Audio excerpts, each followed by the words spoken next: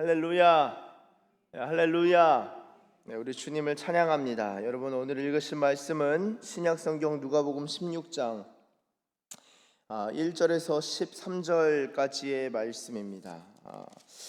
지난 15장의 경우는 우리 여러 비유들이 등장했었습니다. 잃은 양을 찾은 목자 비유, 그다음에 드라크마를 찾은 여인, 그다음에 잃은 아들을 찾은 아버지. 특별히 이 15장 마지막 비유의 경우는 우리가 알고 있는 탕자의 비유이죠.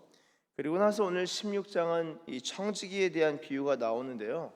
도대체 이 16장의 이 옳지 않은 청지기 이 비유를 어떻게 이해해야 되는가? 여러 생각들과 질문과 아마 고민들이 있는 분들도 계실 거라고 봅니다. 자, 오늘 본문을 보시면은 오늘 본문은 누가복음 16장 1절부터 13절까지죠. 1절은 이렇게 적고 있습니다. 제가 읽겠습니다. 또한 제자들에게 이르시되 어떤 부자에게 청지기가 있는데 그가 주인의 소유를 낭비한다는 말이 그 주인에게 들린지라. 자, 부자에게 청지기가 있다는 것은, 여러분, 이 청지기는 종이긴 한데 단순히 청지기와 그냥 청지기가 종은 종이지만 그냥 종과는 조금 다릅니다. 그 성격이 달라요. 어떻게 다릅니까? 종은 주인이 명령하는 것만 하면 돼요. 청지기는 무엇이냐? 명령한 것 안에서 자기가 이 주도권을 갖고 또한 이 책임감을 갖고 어떤 일을 이렇게 진행할 수 있는, 그러니까 어떤 그 권리가 주어진 종이다라고 할 수 있겠습니다. 이 부자에게 청지기가 있는데 주인의 소유를 낭비한다. 그 말이 주인에게 들어간 거예요. 그러니까 2절에 주인이 그를 불러 이르되 내가 네게 대하여 들은 이 말이 어찌 됨이냐? 네가 보던 일을 세마라. 청지기 직무를 계속하지 못하리라 하니. 자, 그러니까 주인의 소유에 있어서 이 사람이 낭비를 하다 보니까 주인이 그것을 듣고 내가 너 자를 거야 라고 말한 거예요. 그러니까 지금 이제 잘리는 상황입니다. 그렇죠? 지금 주인의 소유를 낭비했으니까 아마 펑펑 쓰고도 아마 여러 풍족함과 이렇게 기분 좋게 아주 잘 살고 있었던 게 바로 그 청지기입니다. 근데 이제 자를 것이다라고 하니까 3절에 청지기가 속으로 이르되 주인이 내 직분을 빼앗으니 내가 무엇을 할까? 큰일 났다. 내가 이제 잘리니까 먹고 살 궁리를 이제 하는 거예요. 내가 이제 잘리기 전에 뭘 해야 되나 하면서 땅을 파자니 힘없고 빌어먹자니 부끄럽다 하다가 4절에 내가 할 일을 알았도다. 내가 할 일을 알았도다. 여러분, 이게 이 아주 중요한 말을 한 거예요. 내가 할 일을 알았도다. 여러분, 오늘 이 비유를 잘 보시면은 저희가 이해하기 어려운 게 불의의 제물로 친구를 사귀라. 그리고 이제 주인에게 빚진 사람들을 이제 막 불러다가 얼마 빚졌어요 하니까 이제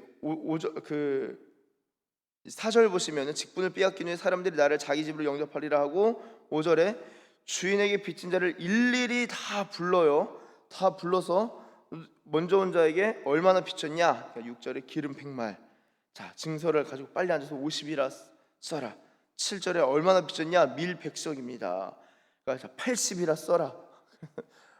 창조 경제요, 창조 경제. 가만히 앉아 있는데 잘리게 된 자기가 빚진 사람이 있는데 빚졌는데 그 집 주인의 종, 그 사람이 이제 본인 발등에 불 떨어졌으니까 내가 할 일을 알았다 싶어가지고, 우리 주인에게 빚진 사람 본인이 알잖아요. 일을 하니까 재산을 관리하는 사람이었을 것 같아요. 왜냐면은 주인의 재산을 막 탕진했던 이력이 있기 때문에 빚진 사람을 불러다가 자 50이라 써라, 80이라 써라.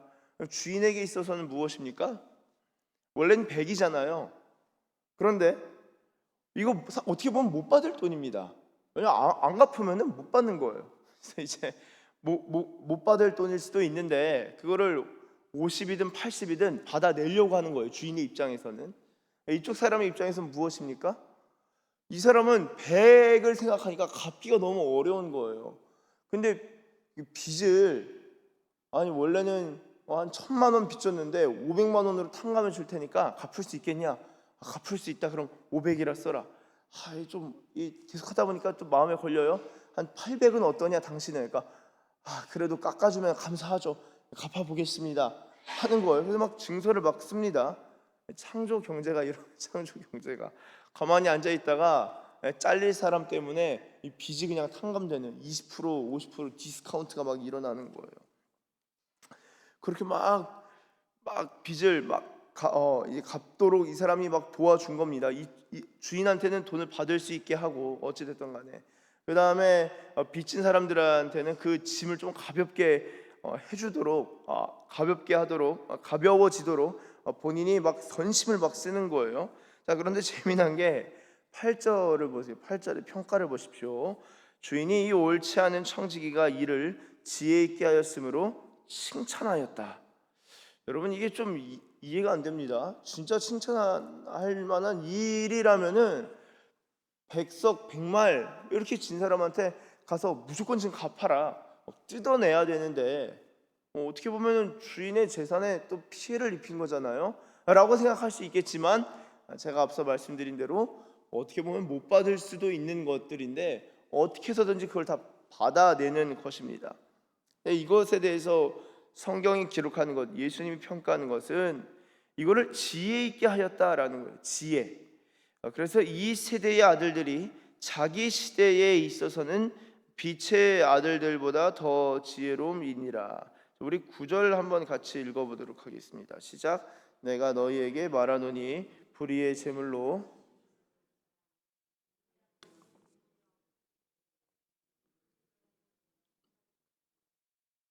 아멘. 자, 여러분 한번 생각해 보시면요, 이게 불의의 제물로 친구를 사귀면은 재물 없어질 때에 너희를 이 영주할 처소로 영접할 것이다라고 적고 있습니다. 자, 이 옳지 않은 청지기의 특징, 첫째는 낭비했다. 주인의 가산을 낭비했다. 여러분, 이 낭비한 사람이 누굽니까? 우리가 이전에 보았던 이 탕자죠, 탕자. 15장 누가복음 15장 13절을 한번 보시면요, 이렇게 적고 있습니다. 그 후 며칠이 안 되어 둘째 아들이 재물을 다 모아가지고 먼 나라에 가 거기서 허랑방탕하여 그 재산을 낭비하더니. 여러분, 이 받은 재산을, 이 받은 유산을 낭비한 사람이 둘째 아들입니다. 그런데 이 아버지께로 결국에 돌아오죠. 본인이 다 허랑방탕하게 다 낭비한 다음에 결국에는 아버지께로 돌아옵니다. 그게 사는 길이에요. 그게 살 길. 자, 주님께로 돌아오게 되는 것, 돌이키는 것, 회개하는 것, 그게 낭비한 인생이 더 이상 살 길이 없어서 궁리하다가 아버지께로 돌아가는, 모든 것이 풍족한 아버지 집에 가서 종이나 돼야겠다라고 생각하는 것이 이 둘째 아들에게 있어서 살 길이었습니다. 자, 옳지 않은 청지기는 어떻습니까? 이 사람 또한 낭비하는 사람이었어요. 주인의 것을 막 낭비하면서 막 그냥 아주 그냥 그 잘못된 일들을 행했던 사람입니다. 이 사람이 그런데 낭비에 있어서는 문제였지만, 낭비로 인하여서 잘릴 위험을 처한 다음에 이 사람의 상황을 보면은 지혜 있게 일을 처리했다라고 평가를 합니다. 여러분, 지혜가 무엇이냐? 이 16장을 이해하시려면은 종말론적 시각에서 보실 필요가 있습니다. 이 종말론적 시각에서 이 16장을 이해하셔야 되는데요, 우리가 어떤 삶이냐? 이 끼인 삶이에요. 끼인 삶. 우리 인생이 이미 우리가 천국을 살고 있는데 이미 천국을 살고 있지만 우리가 가야 할 천국 또한 남아 있습니다. 이 세상에 살아가는 데서 그런 끼인 삶을 살아가고 있죠. 이 세상과 또한 주님의 세상, 주님의 나라에서 살아가는 이 두 가지 국면이 이렇게 어떻게 보면 끼어 있는 상황입니다. 그 상황에서 어떤 사람은 낭비하면서 잘못을 하고 하나님 보시기에 옳지 않은 일들을 하는데, 그러나 누가 칭찬을 받는가? 내가 할 일을 알았도다. 여러분, 내가 할 일을 알았도다라고 할 때 내가 할 일을 아는 것은 바로 이 분별력이라고 할 수 있겠습니다. 무엇을 분별합니까? 내가 이제 잘리기 전에, 나에게 닥칠 일이 오기 전에 내가 무엇을 해야 될지를 생각해 보는 거예요. 내가 무엇을 해야 될지를. 지금 이 낭비에서 잘리게 될 사람의 경우는 자기가 이제 잘릴 위험에 닥쳐 있으니까 그 빚을 진 사람들의 그 빚을 갚아주는 방향으로, 그래서 잘리고 나서 내가 어떻게 이 사람들로부터 은혜를 입고 또한 도움을 얻을지를 판단한 거예요. 자, 그리고 나서 주님이 말씀하신 것이 불의의 제물로 친구를 사귀라라는 것입니다. 자, 친구 중에 친구가 누굽니까? 예수님이요, 예수님. 그러니까 우리가 불의의 제물로도 친구를 사귀는데, 우리가 불의의 제물, 그러니까 우리에게 맡겨진 것과 관련해서 우리의 가산, 우리의 가진 것을 가지고 친구를 사귀는 것, 여러 내가 도움을 얻을 수 있는 것, 영조할 서로 영접할 만한 친구를 사귀는 것과 관련해서 우리가 가진 것으로 사귀어야 할 친구가 누구냐? 예수님이다라는 것입니다. 예수님. 이 세상에서 낭비하는 이 사람 또한 불의의 재물로 친구를 사귀었는데, 너희가 가진 재물 너희가 낭비하면서 살지 않았냐? 내가 너에게 준 것들에 있어서 너희가 죄와 이 악한 행실에 빠지지 않았냐? 그러나 분별해서 내가 지금 주어진, 이제 내가 남은 삶에 관련해서는 내가 주님께 드리고 하나님 나라에 투자를 하고, 또한 내가 예수님, 나를 영접할 예수님께 나의 것들을 드려야겠다. 이것과 관련해서 이 세대와 또한 빛의 아들들을 비교하는데, 빛의 아들들보다도 이 세대 아들들이 더 지혜롭다. 왜냐? 불의의 제물로 친구를 사귀니까요. 빛의 아들들은 그럼 뭐 해야 될까요? 불의의 제물일지라도 그 제물을 가지고 빛 되신 예수님을 선택하는 것이 훨씬 더 지혜로운 일이다. 이것을 옳지 않은 청지기 비유를 가지고 이야기하는 것입니다. 그리고 나서 이제 10절부터 예수님께서 이 재물에 대해서 이렇게 말씀을 하셔요. 제가 읽겠습니다.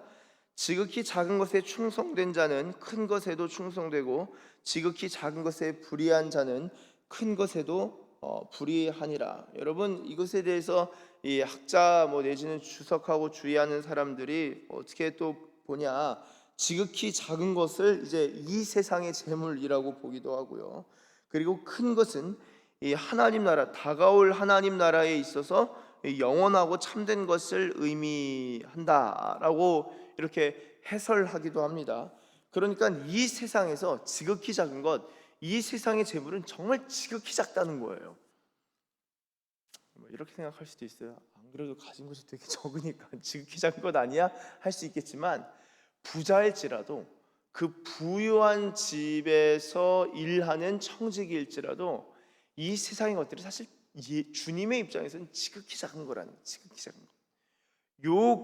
이 재물이 있어서 충성된 자는 다가올 하나님 나라 큰 것에 있어서도 충성되이 감당할 수 있다. 자, 그러면요, 다가올 하나님 나라에 있어서 우리에게 유산을 하나님께서 주시고 상속하시고 은혜를 베푸시고 몫을 나눠주실 때 어떠한 기준으로 나눠주실까요? 영원한 나라에서 주님이 나눠주실 유산과 이 몫이 있잖아요. 어떤 기준으로 나눠주실까요? 지극히 작은 것에 대해서 어떻게 했냐를 보신다는 거예요. 자, 여러분, 그렇게 볼 때 지금 우리의 삶이 영원한 삶과 무관한 것이 아니라 아주 긴밀히 연결되어 있습니다. 시간을 어떻게 썼는가? 같은 것을 가지고 자기 중심으로 썼는가? 아니면은 이웃을 섬겼는가? 그 재물을 가지고 자기 배만 불리는 이 불의한 재물을 가지고 낭비했냐? 아니면은 친구를 사귀고 섬기고 베풀었는가? 이런 것들을 주님이 따져보신다는 겁니다. 그래서 지극히 작은 것에 충성된 자는 큰 것에 충성되고, 불의한 자는 큰 것에도 불의하니라. 이어지는 11절, 너희가 만일 불의한 재물에도 충성하지 아니하면 누가 참된 것으로 너희에게 맡기겠느냐? 주님이 맡길 것이 있다는 거죠. 너희가 만일 남의 것에 충성하지 아니하면 누가 너희의 것을 너희에게 주겠느냐? 우리 13절 한번 같이 읽겠습니다. 시작. 집 하인이 두 주인을 섬길 수 없나니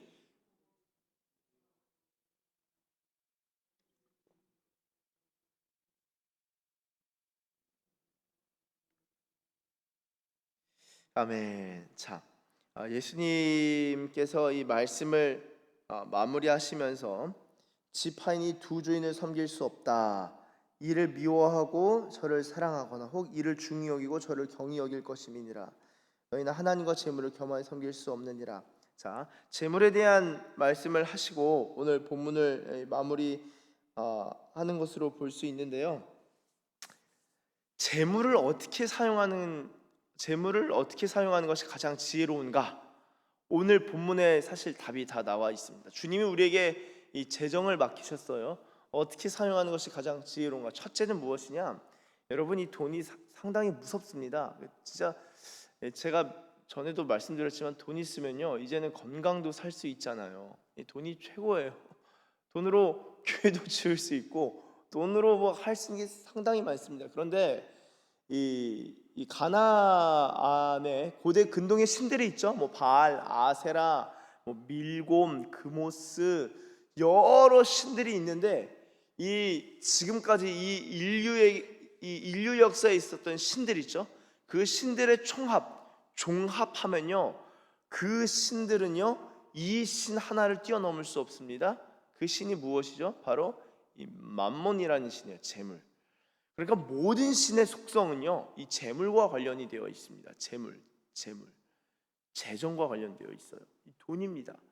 그래서 예수님께서는요 지금껏 많은 신들을 봐왔어요. 바알도 봤고 다곤 신도 보고 그모스 신도 보고 밀곰도 보고 아유 이제 내 백성들 저런 신 섬기고 있구나 봤는데 예수님이 직접적으로 언급하시면서 이 신 하나님과 거의 같은 지위에 있어서 인간에게 아주 강력한 그 영향력을 행사하는 신을 딱 말할 때 뭐 바알도 아니고 아세라도 아닙니다. 맘몬이에요, 맘몬. 자, 이를 사랑하거나 혹은 미워하거나 중히 여기거나 경히 여기거나 여러분 하나님을 중히 여기면요 동시에 하나님을 사랑하면은 어떤 일이 일어나는가? 진짜 주님을 사랑하면요 재정을 경히 여기는 마음이 생깁니다. 그래서 하나님이 네가 나를 진짜 사랑하냐라고 할 때 내 주님 진짜 사랑합니다. 그래? 내가 그럼 그거 확인해 볼게 하면은 들어가다 보면요 이 재정에 대한 테스트가 일어납니다. 하나님의 사람으로 가기 위해서는요 재정에 대한 테스트를 주님이 허락하셔요. 이 재정에 대한 테스트를 주님이 허락하신다니까요. 왜냐? 그게 하나님만큼 영향력을 발휘하기 때문입니다. 여러분 기도하고 여러 문제를 가지고 씨름하면서 기도하고 주님을 경배하고 찬양하는데 재정의 문제에 있어서 주님 내가 헌신 못하겠네요 하고 콕 꼬꾸라지는 분들 적지 않아요. 주님을 진짜 사랑하려면요 내 마음과 뜻과 힘과 재정을 다하여 사랑하는 거예요. 주님 사랑하는 것은 재정을 다하여 주님 사랑하는 겁니다. 저는 감사한 게 저희 아내가 주님께 드리는 것을 아까워하지 않는 거예요. 저는 아까울 때가 있는데 아마 이번에 헌금 어떻게 해야 되나 이제 크게 해야 될 때가 있잖아요. 이제 저희 교회뿐만이 아니라 어떤 뭐 이렇게 정말 필요한 훈련을 해야 될 때가 있어요. 그럼 제 월급의 몇 배가 되는 헌금 주님이 주신 감동이 있어요. 이정할까? 근데 이게 제가 감동이 있어. 그대로 바로 하자. 그것도 크다. 주님이 주신 감동. 기도하면 또 그런 거 감동을 잘 주셔요. 다른 거는 안 알려주시는데 헌금 얼마 해야 될까? 기도하면 주님 바로바로 감동을 주셔요. 이거 할 수 있나? 아내한테 말하면 내가 기도하는데 주님 감동을 주셨어. 그래? 근데 더 드리는 건 기뻐하니까 그 뭐 더 드리면 되지 뭐 어차피 주님 지금까지 채우셨는데 그걸 뭐 또 걱정하나? 걱정이 안 돼? 나 걱정돼. 와이프는 이게 드리는 걸 걱정을 안 하는 거예요. 그래서 이게 진짜 이게 결혼을 주님이 나를 사랑하사 이런 여인을 주셨군요. 막 드리는데 그런 거 주님이 얼마나 기뻐하시는지 몰라요. 그러면요 기도하지 않아도 다 드리려고 ATM으로 뛰어가는 그 저의 발걸음 가운데 주님이 얼마나 큰 기쁨을 주시는지 몰라요. 강력한 은혜를 주십니다. 그래서 주님이 그러한 큰 금액 보면은 재밌어요. 그러니까 여러분 주님이 우리로 하여금 가난케 하시는 분이 아니라 부욕케 하시죠. 내가 이만큼 드리면은 그만큼에 대한 주님이 또 은혜를 주셔요. 그게 실질적인 재정에 대한 보상으로 주실 때도 꽤 많습니다. 액수까지 정확하게, 액수까지 정확하게. 이거는 경험의 영역, 경험의 영역. 그리고 기본적으로 주님을 사랑하는데 재정을 사용하지 않는, 이거 16장 재정에 대한 이야기입니다. 불의의 재물로 친구 사귀라는 거예요. 불의의 재물이 뭡니까?